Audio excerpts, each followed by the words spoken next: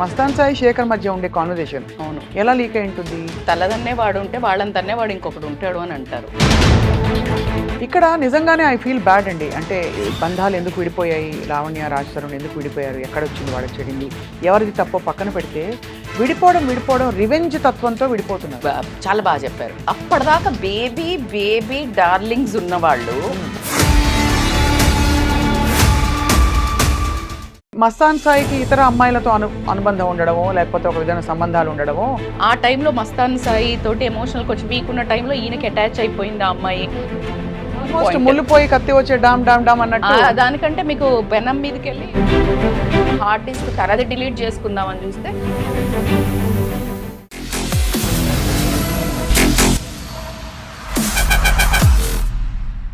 Welcome to this candid conversation. ఈ మధ్యకాలంలో బంధాలు ఎలా అయిపోయాయంటే, మామూలుగా ఒక ఫోన్ కాల్ మాట్లాడాలంటే అందరూ భయపడి చేస్తారు. కారణం ఏంటంటే ఎవరు ఎప్పుడు ఎక్కడ ఎవరిని రికార్డ్ చేస్తున్నారో అర్థం కాని పరిస్థితి. తాజాగా ఇప్పుడు మళ్ళీ రాజ్ తరుణ్ లావణ్య వీళ్ళిద్దరి మధ్య జరిగిన ఇష్యూ తర్వాత మస్తాన్ సాయి శేఖర్ భాషకి మధ్య జరిగిన ఒక ఫోన్ కాన్వర్జేషన్ లీక్ అయిన విషయం అందరికీ తెలుసు. మస్తాన్ సాయి దగ్గర ఏదో హార్డ్ డిస్క్ ఉంది. ఆ హార్డ్ డిస్క్లోంచి బోల్డ్ అని వీడియోలు బయటపడ్డాయి. అశ్లీల వీడియోలు, అమ్మాయిలతో ఉన్న వీడియోలు ఇవన్నీ బయటపడ్డాయని చెప్పి కూడా మనకి వార్తలు వస్తున్న తరుణంలో అసలు ఎక్కడ పొరపాటు జరుగుతోంది, ఎందుకు ఈ సైకిల్ చైన్ ఇలా రిపీట్ అవుతూ పోతోంది, మరి ఎవరి తప్పు ఎక్కడుంది? మనతో పాటు ప్రముఖ psychologist and also activist and councillor Mynampally Rajitha గారు ఉన్నారు. Let's talk to her. ఆవిడ పర్స్పెక్టివ్ ఏంటో తెలుసుకుందాం. రజిత గారు, సో నిజంగానే కరెక్టే కదా మాట్లాడాలి ఫోన్లో అంటే భయపడుతున్నాం అందరం? వర్డ్ అంటే ఫస్ట్ అసలు మీరు స్టార్ట్ చేయడమే అబ్సల్యూట్లీ రైట్. బంధాల మీద విలువలు లేకపోవడం, ఫోన్ కాల్ ఎవరితో అసలు ఓపెన్గా ఏదైనా డిస్కస్ చేయాలి, ప్రేమించిన వ్యక్తినైనా పెళ్లి చేసుకున్న వ్యక్తితోటైనా ఏదైనా మాట్లాడాలి, ఎలా అయినా కొంచెం రొమాంటిక్గా బిహేవ్ చేయాలన్నా భయపడాల్సిన టైం అయితే కనిపిస్తుంది మనకి మీడియాలో ఇప్పుడు చూసిన దాన్ని బట్టి. కరెక్ట్. సో మరి ఈ విషయంలో ఎన్ని ఫోన్ కాల్స్ ఎవరు లీక్ చేస్తున్నారో అర్థం కాని పరిస్థితి. ఇప్పుడు మస్తాన్ సాయి శేఖర్ మధ్య ఉండే కాన్వర్జేషన్ అవును ఎలా లీక్ అయి ఉంటుంది? మీకు తల్లదన్నే వాడు ఉంటే వాళ్ళంతన్నే వాడు ఇంకొకటి ఉంటాడు అని అంటారు. ఇప్పుడు ఎక్కడ ఏమైందంటే ఈజీ మనీకి అలవాటు పడ్డారు. ఎవ్రీథింగ్ ఒక పర్సన్ గురించి కొంచెం లీక్ అయ్యి వీక్నెస్లు, అందుకే ఎవరి దగ్గర మన పర్సనల్ వీక్నెస్లు కానీ మన పర్సనాలిటీని కానీ డిస్క్లోజ్ చేయొద్దు అనేది మనం అమ్మాయిలకైనా అబ్బాయిలకైనా చెప్తుంటాం. సో వీళ్ళ క్లోజ్ దగ్గర కూర్చున్నప్పుడు సోషలైజింగ్గా ఇలాగే మాట్లాడతారు కదా. కరెక్ట్. ఒరే అని ఇట్లా మాట్లాడారంటే వాడికి ఒక మసాలా టాపిక్ దొరికింది. సో ప్రతి ఒక్కళ్ళకి ఈజీ మనీ అని చెప్పొచ్చు. ఎందుకు ఈ వీడియోస్, ఇప్పుడు మనం అశ్లీల వీడియోలు అన్నారు, ఈ వీడియోస్ని బట్టి అయినా ఆడియో కాల్ని బట్టి మనీ వసూలు చేయడం అనేది మనము వేణుస్వామి దగ్గర నుండి కూడా చూస్తున్నాం. అంటే లైక్ ఎక్కడ చూసినా ఒక బ్లాక్మెయిల్ తత్వం. ఈరోజు మనకి అంటే పార్ట్ అంటే మనం కొంచెం సైడ్ ట్రాక్లో చెప్పిన ఒక ఫోన్ కాల్ చేసి మన మనీని ఇట్లా అదో పెద్ద స్కామ్గా మనకి పోలీస్ అందరు కూడా మనకి చేస్తున్నారు. ఒక ఫోన్ ఎత్తావంటే నీ డబ్బులు ఖాళీ అయిపోతున్నాయి. అవును. అసలు ఎలా బ్రతకడము? సోషల్ మీడియా అంటే వినాశకాలే విపరీత బుద్ధి అన్నట్టు పాజిటివ్గా వాడకుండా, పాజిటివ్గా వాడితే కొంచెం కష్టపడితే కూడా అంతే మనీ చేయొచ్చు స్వప్న గారు. అవును. కానీ నెగటివ్ని చూస్ చేసుకోవడం అనేది దౌర్భాగ్యం. కానీ ఇక్కడ సింపుల్ టెక్నికల్ క్వశ్చన్ అండి. మస్తాన్ సాయి శేఖర్ భాష మాట్లాడుకుంటుంటే ఒకవేళ మస్తాన్ సాయి ఈ ఆడియో లీక్ చేసుంటే ఇద్దరు బయటపడుతుందిగా కాదు, ఒకవేళ ఇతనే లీక్ చేస్తుంటే ఇటు శేఖర్ భాషని ఫ్రేమ్ చేయడానికి అతను పెట్టారని అర్థమైపోతుంది. ఎవరైనా ఎందుకు రికార్డ్ చేస్తారా ఫోన్ కాల్? మామూలుగా మన ఇద్దరు మాట్లాడుకుంటున్నాం, ఎందుకు రికార్డ్ చేసుకుంటాం కదా. ఈ వీళ్ళిద్దరు కాకుండా మూడో మనిషి కనుక దీన్ని రికార్డ్ చేస్తుంటే మరి దాన్ని ఎలా అర్థం చేసుకోవాలంటే పోలీసులు ట్యాప్ చేశారా? పోలీసులు ట్యాప్ చేశా అంటే ఆబ్వియస్లీ వీళ్ళది ఎప్పుడు ఒక కాన్స్పైరసీ ఉంది అనేది అయితే అర్థమైంది. బ్యాక్ ఎండ్లో చూస్తే పెద్ద ఇష్యూ అయింది. ఎప్పుడు లావణ్య రాజ్ తరుణ్ అయినప్పుడు ఆవిడ చాలా అగ్రెసివ్ అవ్వడం, ఆమె పర్సనాలిటీ బయటపడడం, అబ్యూజివ్ లాంగ్వేజ్, బీయింగ్ అన్న ఒక సెలబ్రిటీ స్టేటస్లో ఉన్న వాళ్ళు కూడా అబ్యూజివ్ లాంగ్వేజ్ యూజ్ చేయడం, అంటే మరీ నేలబారు లాగా కిందకు వచ్చేసి మాట్లాడడం, ఇవన్నీ జరిగినప్పుడు నాట్ ఓన్లీ పోలీస్ అని నేను అనను, కాకపోతే ఎవరో ఈ ఒక కండిషన్ని క్లోజ్గా అబ్జర్వ్ చేసి media also have that eyes always. Correct. Media always has. ఇంతకుముందు మీడియా ఖచ్చితంగా గూఢాచారిగా పనిచేసింది. ఎందుకు చెత్త పనులో లేకపోతే స్కామ్లో స్కీములో బయట పెట్టడానికి media has that Liberty. But you don't have the access to somebody's mobile కదండి. ఇప్పుడే మీరు భలే చెప్తున్నారు. ఇంకా అక్కడెక్కడ ఉన్నామండి మనము. ఇప్పుడు ఒక క్షణంలో ఏం కావాలంటే ఎవరు వాట్సాప్ చాట్ తీయాలన్నా తీయొచ్చు. అంత యాక్సెస్ ఎలా పెరిగింది అని అర్థం కావట్లేదు. నా దగ్గరికి కౌన్సిలింగ్ ఒక పెద్ద ప్రముఖులు వచ్చారు. అంటే లైక్ ఆల్మోస్ట్ ఎంపీ అట్లా కంటెస్ట్ చేస్తామా వాళ్ళ దాంట్లో చాలా మంచి రిలేషన్లో ఉన్న వాళ్ళకి వాళ్ళ ఒక లేడీకి ఎఫ్ఐఆర్ ఏదో చాలా ఇష్యూ అవుతుంది. ఆ వాట్సాప్ చాట్ తీయడానికి ఆయనకు అంత కష్టమైందని చెప్తే నేను షాక్ అయ్యా. ఇక్కడ చూస్తే వేరే వాళ్ళు ఏదో కొట్టి ఏదో చేస్తే వాట్సాప్ చాట్ ఈజీగా తీయొచ్చని భర్తలు భార్యలది తీసేసి విడాకులు ఇచ్చుకోవడం లేకపోతే ప్రూవ్ చేసుకోవడం గొడవలు అవుతున్నాయి కదా. అవును. సో ఇది ఏంటంటే బ్యాక్ ఎండ్ ఎవరైతే టీమ్స్ ఉంటారో అక్కడ కరప్షన్ ఉండటం. కరెక్ట్. ఇక్కడ నిజంగానే ఐ ఫీల్ బ్యాడ్ అండి. అంటే బంధాలు ఎందుకు విడిపోయాయి, లావణ్య రాజ్ తరుణ్ ఎందుకు విడిపోయారు, ఎక్కడొచ్చింది వాళ్ళకి చెడింది, ఎవరిది తప్పో పక్కన పెడితే విడిపోవడం రివెంజ్ తత్వంతో విడిపోతున్నారు. చాలా బాగా చెప్పారు. అప్పటిదాకా బేబీ డార్లింగ్స్ ఉన్నవాళ్ళు ఒకే అంటే ఎక్కడ వస్తుందంటే అండి మోస్ట్లీ ఇది జెంట్స్కి వస్తుంది, లేడీస్ కంటే ఎక్కువ. 2 టైప్స్లో.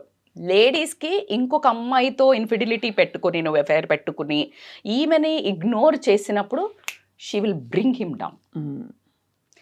అబ్బాయికి ఆయన చేస్తున్నది తప్పు అని చెప్పడమో లేకపోతే ఆగు నువ్వు ఇలా వేరే అమ్మాయితో చేస్తాను నేను బజార్కి ఇడుస్తాను ఈమె రోడ్డు మీదకి వచ్చినప్పుడు ఆయన ఈమెను రోడ్డు మీదకి తెస్తాడు. అది ఏమన్నా సెల్ఫ్ అబ్సెషన్, సెల్ఫ్ ఐడెంటిటీ, నేను కరెక్ట్. నన్ను ఒక్క మాట ఎక్కడండి మీరు భార్యాభర్తల గొడవ తీసుకున్నా నువ్వు ఏం చేసావు అని భర్తను ఒక మాట అనండి, నిన్ను క్యారెక్టర్ నీ అమ్మ వాళ్ళ క్యారెక్టర్ నుంచి కిందికి దించుతాడు. రైట్.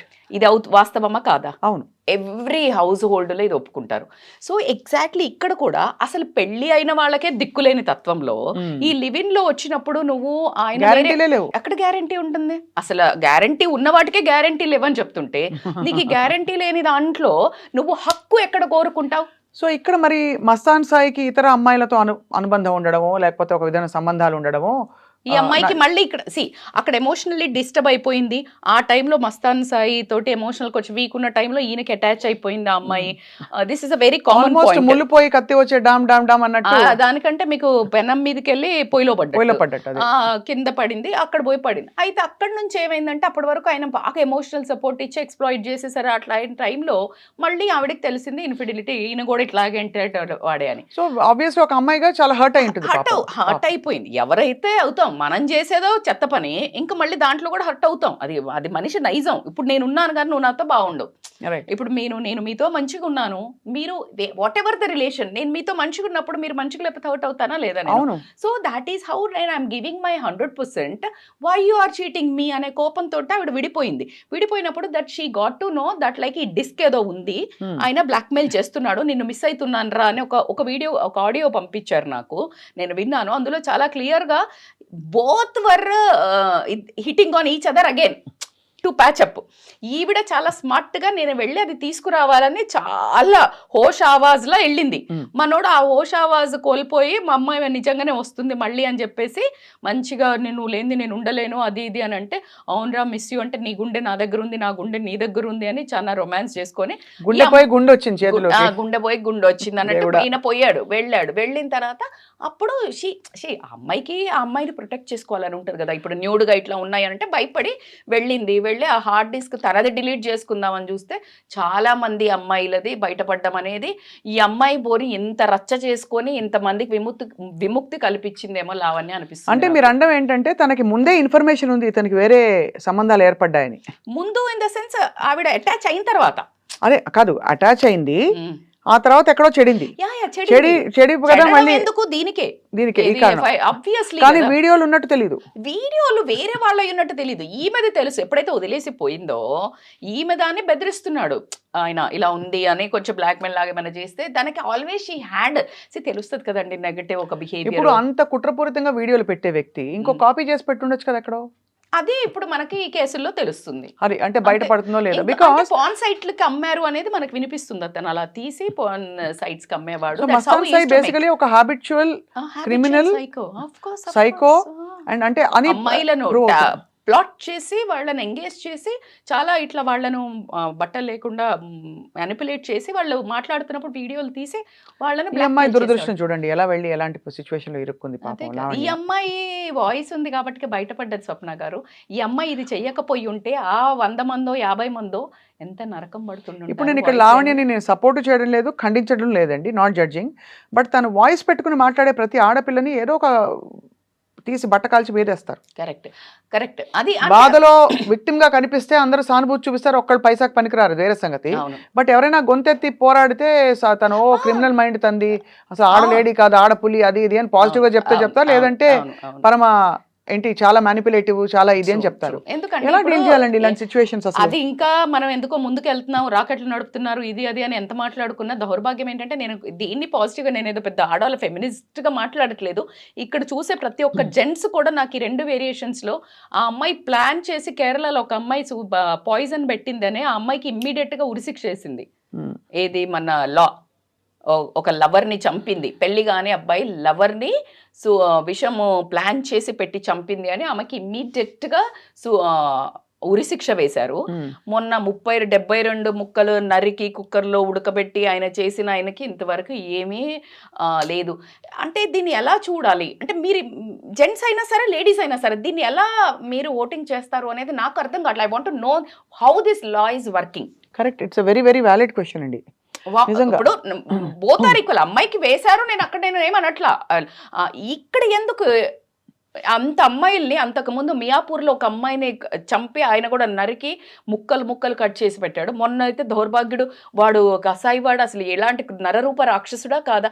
ఈరోజు భార్య కానీ భర్త కానీ ఒక మాట్లాడాలంటే ఎవరితో బ్రతుకుతున్నామో తెలియని ఒక సందేహకరమైన రిలేషన్షిప్స్ అయితే స్టార్ట్ చేశారు. అంటే నిజంగా ఇలాంటి ఎపిసోడ్ చూసినప్పుడు మాత్రమే వేస్తుందా లేదా? It is very scared. మన చుట్టూ ఏం డేంజర్ ఎక్కడి నుంచి వస్తుందో, ఎవరు సైకోనో అర్థం కాని పరిస్థితి. ఇప్పుడు తెలుగు సీరియల్స్ కానీ హిందీ సీరియల్స్ కానీ చూసినప్పుడు ఒక వైఫ్ ఉంటుంది, ఇట్లా అని చూడంగానే వెనక్కి ఇలా మీదేసేసి ఆవిడ క్రిమినల్ లా చూపిస్తుంటాడు. ప్రతి భర్త ఆ సీరియల్స్ చూసినప్పుడు ఒక రకమైన టెన్షనే కదండి. నా భార్య ఇలాగే ఎక్కడన్నా వెళ్తుందా, నా భార్య అంటే వాడికి క్రియేట్ చేయడమే కదా. You are creating stories, so he might recreate in his life. So ఇలాంటి ప్రాబ్లమ్ సేమ్ అట్లా ఒకటి మీకు నానా పటేకర్ ఒక మూవీ ఉంది. ఆవిడ వైఫ్ బయటకు వెళ్తే నువ్వు 1/2 అవర్లో రావాలి ఇక్కడ నుంచి, 1 అవర్ ఎందుకు పట్టిందని ఆవిడను గుంజుకుని అవన్నీ సామాన్లు సేమ్ కొని 1/2 అవర్ పట్టింది, మిగతా 1/2 అవర్ ఎక్కడ పోయావు అని అడుగుతాడు ఒక మూవీలో చూసి. అలాంటిది సేమ్ ఒక హస్బెండ్ చేశాడంట, అదే ఎగ్జాక్ట్ రీక్రియేషన్. ఇప్పుడు మీకు ఇది సూక్ష్మదర్శి మూవీ చేసి వీడు 72 చేసి యాసిడ్ పోసి దాన్ని ఉడకబెట్టి దాన్ని కాల్చి దాన్ని బొగ్గులో కలిపాడు. సేమ్ అయితే సూక్ష్మదర్శి.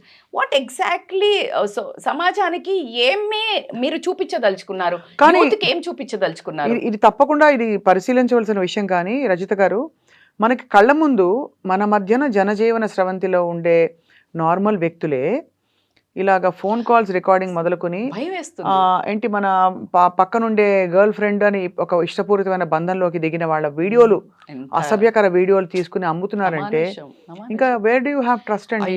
అందుకే కదా అదే నాన్నగారు చూడండి, look at the family background.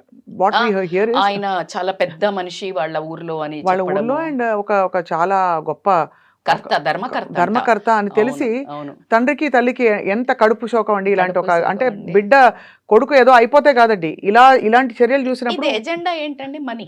At the end of the day money. అదే మనీ అండ్ ఒక అంటే అసలు పైశాచికం, ego satisfaction, where it is going.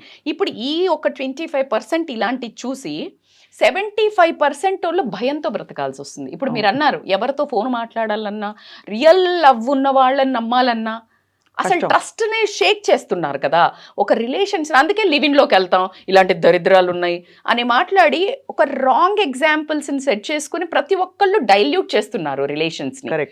ఏముంది ఇప్పుడు మంచి చూపిస్తే తీసుకోరు, చెడు చూపించింది మాత్రం ఇమీడియట్ గా తీసుకొని దాన్ని గేస్ చేస్తారు. ఇగో ఇలా జరుగుతుంది అందుకే ఇలా తయారయ్యారు, ఈ అమ్మాయి ఇలా ఉంది, అమ్మాయిలు చెత్త, అరే అమ్మాయిలు మంచి అమ్మాయిలు కూడా ఉన్నారు.